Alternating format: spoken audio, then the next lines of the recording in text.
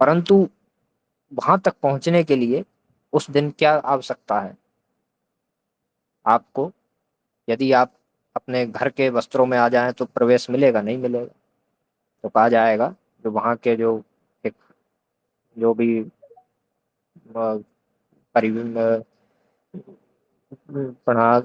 आपका जो भी वस्त्र कहे जाते हैं स्कूल में जो पहने जाते हैं उसको जो भी परिधान रहे उसके अनुसार आपको जाना होगा। यूनिफॉर्म।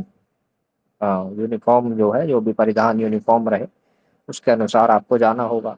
फिर आपको जो आजकल आईडी कार्ड होता है, आईडी, तो उस वह भी चाहिए होगा। तो सब, अब माने सबका विन्यास है। यद्यपि आपके ज्ञान की परीक्षा है, उस वहां तक पहुंचने के लिए, उसकी सिद्धि के लिए आपको अन्य नियमों का भी पालन करना होगा। इसी प्रकार से जो यज्ञ आदि और जो वैदिक अनुष्ठान, भगवान शिव की पूजा अर्चन, ये सब जो है करेंगे, तीर्थ जाएंगे। अब घर में माता पिता का समादर है नहीं, आचार्य का समादर है नहीं, और तीर्थ जा रहे हैं, तो फिर वो उसका फल जो है वो पूर्ण फल उसका उभर नहीं पाएगा, आ नहीं पाएगा। मात्रवत परदारेषु परद्रव्येषु लोष्टवत् आत्मत आत्मवत सर्वभूतेषु या पश्यति सा पंडितः। ये बहुत प्रसिद्ध वचन है, आपने अनेकों बार श्रवण किया होगा। मात्रवत परदारेषु परद्रव्येषु लोष्टवत् आत्मवत सर्वभूतेषु या पश्यति सा पंडितः। पराई स्त्रियों में भी जिसकी माता के तुल्य दृष्टि है, पराई वस्तुओं में भी जिसकी मिट्टी के ढेले के तुल्य तुच्छ बुद्धि है, स्थावर तथा जंगम प्राणियों में आत्मा तुल्य दृष्टि है, वह यथार्थदर्शी पंडित है।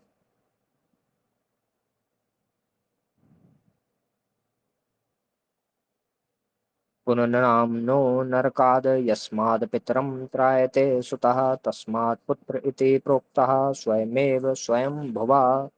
पुत्र पुत्र नामक नरक से पिता का त्राण करता है। एक नरक का नाम होता है पुत्र। तो जिसको मान लीजिए पुत्र हो जाए तो समझ लीजिए कि पुत्र नामक नरक में वह व्यक्ति नहीं जाएगा। अतः श्री ब्रह्मा जी ने उसे पुत्र कहा है। इसलिए पुत्र को पुत्र कहा जाता है। आपसे कोई पूछेगी कि पुत्र शब्द कैसे बना, कोई कह सकता है।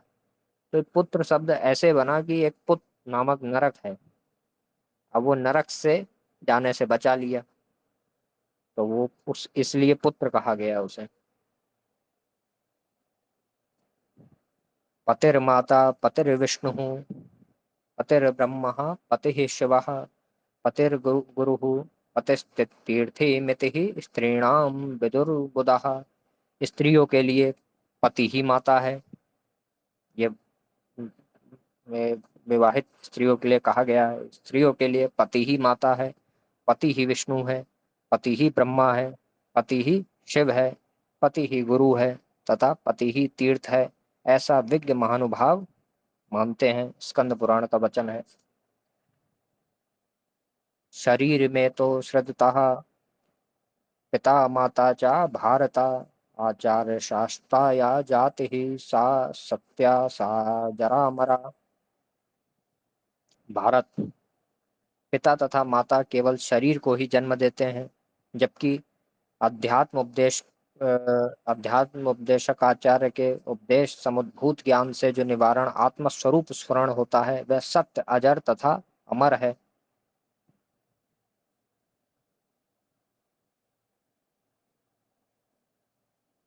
पितरन् देवान् ऋषीन् विप्रान् तिथींश्च निराश्रयान् यो नरः प्रीणयेन्नैतस्य पुण्यफलं महत्। जो देवताओं, पितरों, ऋषियों, ब्राह्मणों, अतिथियों और निराश्रयों को अन्न से तृप्त करता है, उसे महान पुण्य फल की प्राप्ति होती है। जननी जन्मभूमिश्च जाह्नवी च जनार्दनः जनका पंचम पंचमश्चैव जकारः पंच दुर्लभः। ये भी बहुत प्रसिद्ध वचन है, आपने अनेकों बार सुना होगा। आरएसएस में भी इसी वचन का उद्घोष होता है, होता था, पता नहीं। हम नहीं हैं आरएसएस में, परंतु हम जानते हैं। जननी माता, जन्मभूमि, जानवी गंगा, जनार्दन और पांचवे जनक पिता, ये पांचों जकार दुर्लभ हैं। जायन्ति देवः किल गीतकानि, धन्यास्तु ते भारत भूमि भागे, स्वर्गा वर्गस्मार्गभूते भवन्ति भूयः पुरुषा स्वरत्वात्। देवगण भी निरंतर यही गान करते हैं कि जिन्होंने स्वर्ग और अपवर्ग के मार्गभूत भारत खंड में जन्म लिया है, वे पुरुष हम देवताओं की अपेक्षा भी अधिक धन्य हैं। तो देवता भी चाहते हैं कि हमको भारत में जन्म मिले, भरत खंड में, जो भारत खंड भूमि है, भारत भूमि, इसमें जन्म प्राप्त हो, देवता भी चाहते हैं। और वे अपने से भी अधिक धन्य मानते हैं जो भारत में जन्म लेता है।